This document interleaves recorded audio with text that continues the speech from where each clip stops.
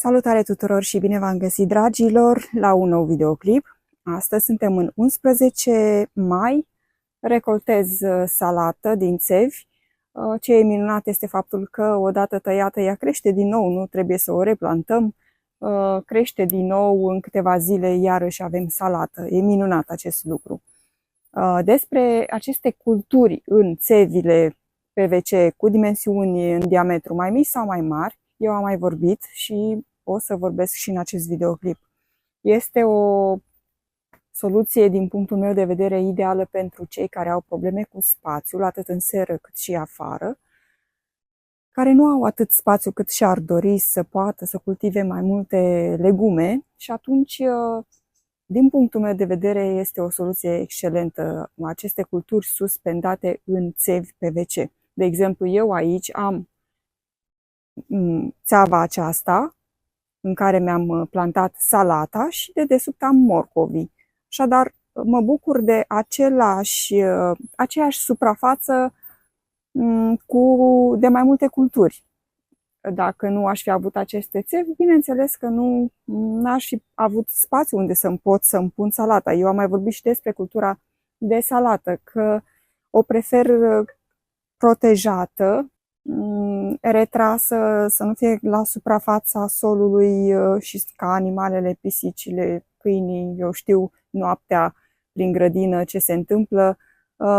Prefer să am culturi suspendate când vine vorba de salată. Și dacă o am salata să fie în seră mai degrabă decât afară, așa în aer liber, fără să aibă o anumită protecție, eu știu, un mini tunel cu plasă, astfel încât să nu se ducă pisicile pe acolo. Sunt foarte atentă din acest punct de vedere. Dar, da, este o soluție ideală pentru, așa cum am spus, pentru persoanele care nu au spațiu suficient și putem să punem nu doar salată. Căpșuni nu recomand în acest tip de țevi, pentru că noi am avut la început căpșuni și nu aici în seră și nu am fost încântați. Au fructificat, nu e asta problema, dar s-au îmbolnăvit foarte mult, probabil din cauza umidității, pentru că în seră se știe, este umiditatea mai ridicată și atunci și bolile fungice sunt mai frecvente. Am preferat să le scoatem din țevi căpșunile și să le plantăm la loc definitiv afară, fără a exista riscul de boli, de îmbolnăviri, pentru că nu e de dorit să mâncăm căpșuni cu chimicale în faza în care ajunsese cultura noastră de căpșuni în țevi pline de boli fungice și nu numai. Am preferat să ne lipsim și să cultivăm căpșunile doar afară, în sol direct. Dar putem să cultivăm pe lângă salată, în astfel de țevi, în seră sau afară, și ceapă verde, usturoi. Putem să punem răsadurile primăvara de vreme, când nu avem spațiu suficient în grădină unde să le depozităm recipiente, sau putem chiar să semănăm direct în țevi și să obținem răsadurile. Deci este și asta o variantă, la fel, pentru cei care au probleme cu spațiu. Eu am mai pus în astfel de țevi și sfecla roșie, care s-a dezvoltat foarte, foarte bine. De asemenea, țelină am pus de frunză, nu de rădăcină, s-a dezvoltat foarte, foarte bine. Și ridichi am avut în astfel de țevi. Deci există o varietate foarte mare de a cultiva diverse legume care se pot semăna sau planta aici în astfel de țevi.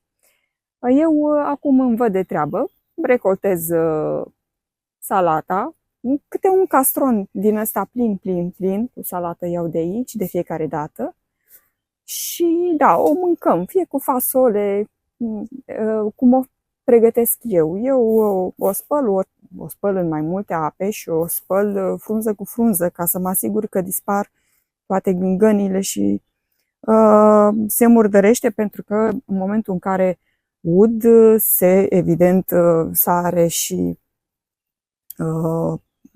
se murdărește de pământ și trebuie spălată în mai multe ape cu siguranță.